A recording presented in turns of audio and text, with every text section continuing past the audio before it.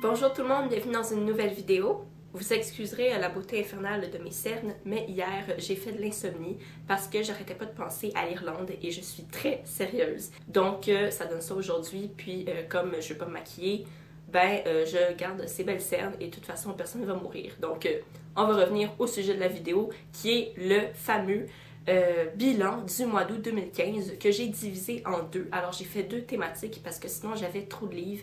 J'ai une pile gargantuesque à vous présenter.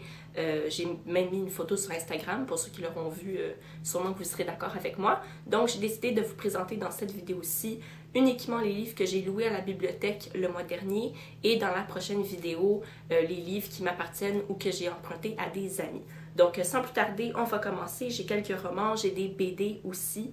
Et puis comme ça, en faisant cette vidéo-là en premier, je pourrais enfin aller les remettre à la bibliothèque et vider un peu l'espace chez moi parce que mine de rien, ça prend beaucoup de place. Et voilà, je peux pas les avoir pour l'éternité, on s'entend. Donc, on va commencer par le premier. Bon, je vais m'en débarrasser un petit peu beaucoup parce que je ne l'ai pas lu, j'ai pas eu le temps. C'est pas parce que je l'ai pas aimé ou quoi. Donc, il s'agit de L'héritage des Darcers de Marie Caillet chez Michel Lafon. J'ai tout simplement pas eu le temps de le lire parce que avec les livres que j'ai apportés à Hawaï, parce que j'ai fait un voyage à Hawaï cet été et bon, ceux que j'ai reçus de mes amis, j'ai juste pas eu le temps. Donc, ça sera pour une prochaine fois. Je vais aller le ramener à la bibliothèque et dans mon prochain temps libre, dans 50 ans, eh bien, je le lirai. Ensuite de ça, j'ai amené quelques livres donc avec moi à Hawaï, comme j'ai dit précédemment. Et le premier que j'ai lu en voyage s'intitule La petite marchande de rêve de Maxence Firmin. L'édition, c'est pas grave, c'est pas important en fait parce que c'est chez La Loupe, qui est une édition pour ceux qui voient mal de proche. Donc, ça c'est pas comme une édition normale, je dirais. Mais bref, je l'ai apporté en voyage avec moi. C'est un roman jeunesse, vous l'aurez un peu deviné. Et puis, j'ai beaucoup apprécié ma lecture. Il faut savoir d'abord que pour tous les livres que j'ai amenés avec moi à Hawaï, j'en parle dans mes vlogs de voyage, dans le fond, et j'en fais un avis détaillé. Donc, je vous mettrai le lien de la vidéo en barre d'informations si vous voulez avoir un avis plus détaillé que ce que je vais faire présentement aujourd'hui et dans la prochaine vidéo bilan.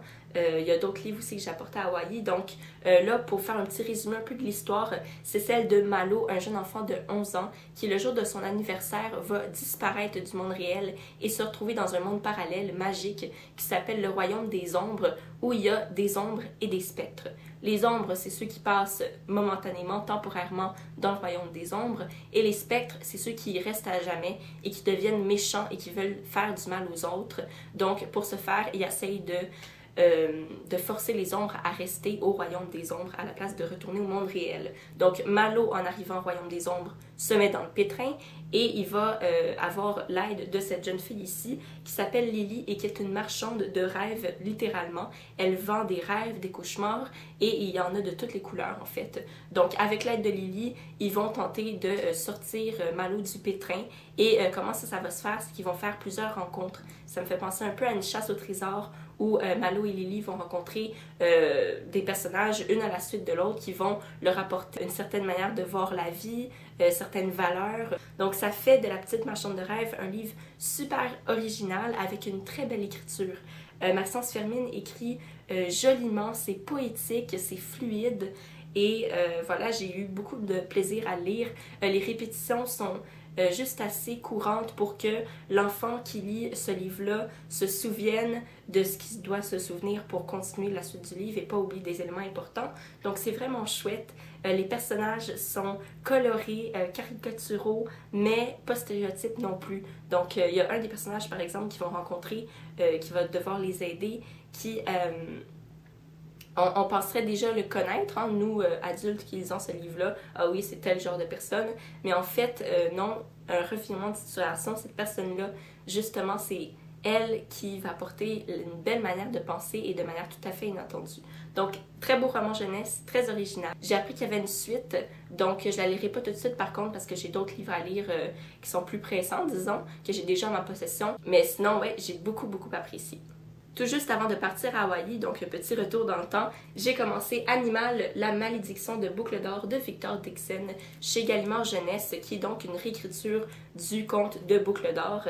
C'est malheureusement un livre que je n'ai pas terminé. C'est quand même assez rare que je termine pas mes romans. C'est pas dans mes valeurs de dire on laisse ça juste de côté comme ça. Mais ici, ça a été le cas. J'étais vraiment plus capable. Je dis pas que le roman est médiocre, mais il devait ne pas être pour moi. Dans le fond, le résumé de l'histoire, c'est celle de la jeune fille ici qui s'appelle Blonde, à cause de la couleur de ses cheveux, qui est orpheline et qui vit dans une espèce de pensionnat pour filles, une école pour filles dans un trou perdu de la France, qui porte des verres fumés à longueur de journée, sauf la nuit. Elle n'a pas beaucoup d'amis, elle est un peu rejet. Et puis un jour, va venir à cette école-là un vieillard et son apprenti qui vont sculpter une sainte pour l'école. Et puis le regard de l'apprenti va croiser celui de Blonde.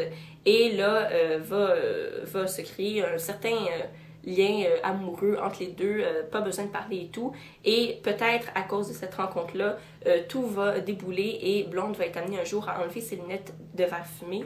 Et là, c'est là qu'elle va se rendre compte un peu qu'elle est pas normale, quoi, qu'il y a quelque chose qui cloche chez elle, qu'il y a quelque chose de différent des autres humains qui la côtoient. Et Blonde va aller s'embarquer dans une quête pour découvrir qui elle est. Donc évidemment, il va y avoir un lien avec l'animalité, les ours et tout. Il va avoir aussi des mystères avec son passé, qui sont ses parents. Le synopsis a l'air super intéressant. J'en attendais beaucoup en fait. J'étais très excitée parce que je lis pas souvent de réécriture de contes. Mais le problème, c'est que, ben, avec le courant des péripéties, à chaque fois je me disais « Ah, il va se passer ça », et c'est ça qui se passait. C'est bien ça le malheur, c'est que j'avais raison.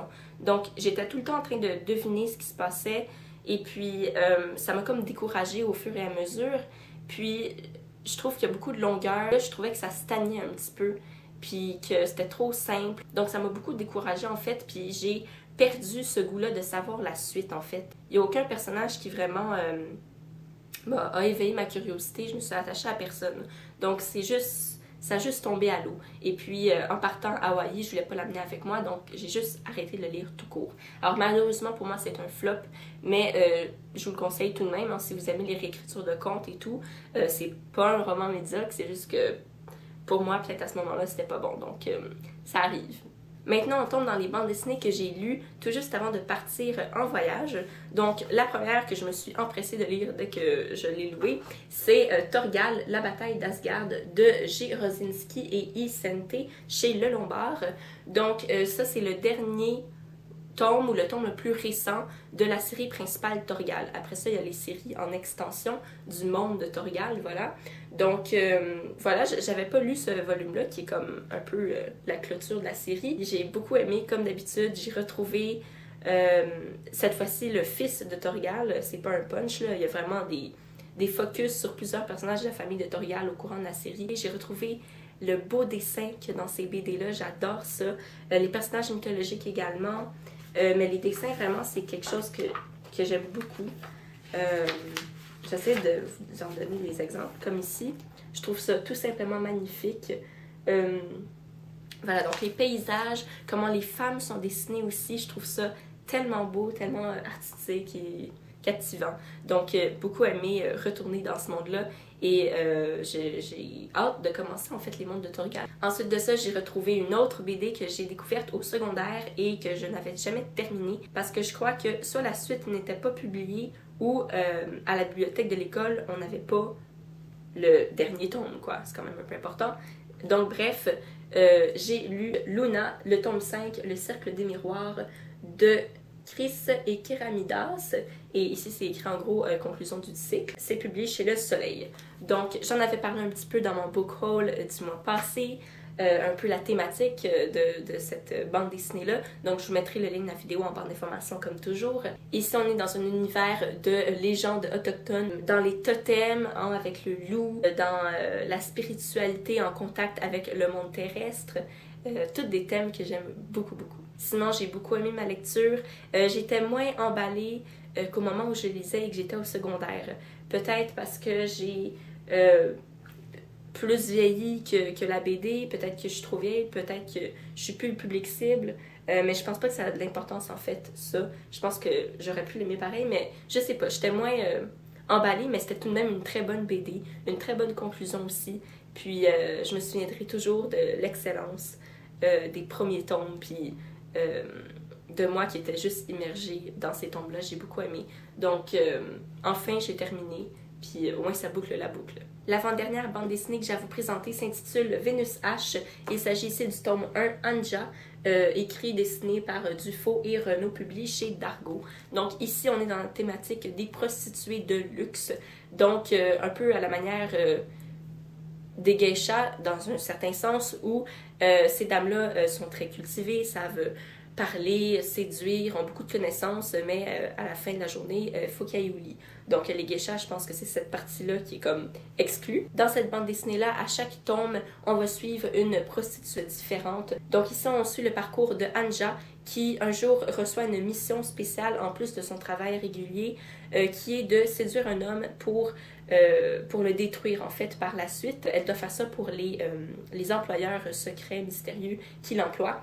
Donc elle peut pas savoir pour qui elle travaille dans le fond, mais elle accepte parce que on la menace, bien évidemment. Elle apprend donc à connaître ce fameux monsieur milliardaire, riche et tout, qui a plein de succès, et finit par tomber en amour avec lui. Donc la trame narrative est pas très originale, mais les pensées de la jeune femme sont très intelligentes, très intéressantes aussi, et j'aime beaucoup comment elle pense et elle parle. La fin, c'est un gros punch, c'est mystérieux, on veut savoir la suite, donc super intéressant. Et finalement, j'ai lu le premier volume de la trilogie Le Grimoire du Petit Peuple de Pierre Dubois. C'est le volume 1, Le Crépuscule, chez Delcourt. Je vous avais montré dans le book haul du mois passé les 3 BD que je m'étais procurées, mais évidemment, j'ai juste eu le temps de lire celle-là, et les 2 autres, je ne les lirai pas, parce que finalement, ce genre d'approche du petit peuple avec les dessins et tout, c'est pas ce qui m'attirait le plus, mais j'ai passé du bon moment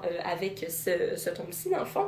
Donc ici, on va retrouver tout plein d'histoires avec des dessins différents, et c'est ça que je trouvais fou, c'est que chaque histoire a sa touche de dessin, chaque histoire a un dessinateur différent, c'est vraiment capoté. Donc ça, c'est un des dessins pour une histoire X, et puis ensuite, on peut se retrouver avec du dessin comme ça, ce qui est complètement différent. Et puis ensuite, on va se retrouver dans une autre histoire avec une touche comme ça. Donc, c'est vraiment, chaque histoire a son dessin. Les histoires du petit peuple que j'ai découvert là-dedans sont tout aussi merveilleuses qu'elles sont des fois horrifiantes et traumatisantes, parce que le petit peuple, c'est pas nécessairement quelque chose de gentil et de joli.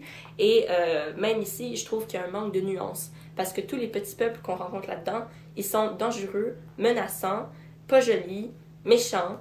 Puis il n'y a rien de positif, à part la beauté de certains personnages. Mais c'est tout. Donc je pense que c'est un peu négatif là, comme approche du petit peuple, mais d'autres personnes diraient que c'est réaliste. Bref, chacun son opinion. Je trouve qu'il aurait pu avoir des passages un peu plus joyeux, mais j'ai été vraiment contente de découvrir ces histoires-là. Donc voilà, c'était tout pour le bilan des ouvrages que j'ai loués à la bibliothèque pour le mois d'août. N'oubliez pas que j'ai un prochain bilan qui s'en vient, qui cette fois-là va concerner les livres qui m'appartiennent ou que j'ai emprunté à des amis. Donc j'espère que ça va vous avoir intéressé. J'ai eu, somme toute, un bilan assez mitigé. Il y a des œuvres que j'ai bien aimées, d'autres que j'ai pas vraiment aimé du tout. Donc c'était un gros melting pot ce mois-ci. Et puis voilà, donc je vais vous souhaiter de passer une super belle journée, des très très belles lectures, puis on se revoit dans la prochaine vidéo. Bye! Je reviens de chez le dentiste, puis j'ai eu mal cette fois-ci. C'est la première fois de ma vie que j'ai aussi mal aux dents après être allée chez le dentiste. Ça fait mal. Mais je me suis fait dire que j'étais le trophée de la journée, dans le sens où j'avais la plus belle bouche que les dentistes avaient vue de la journée. Je suis en santé!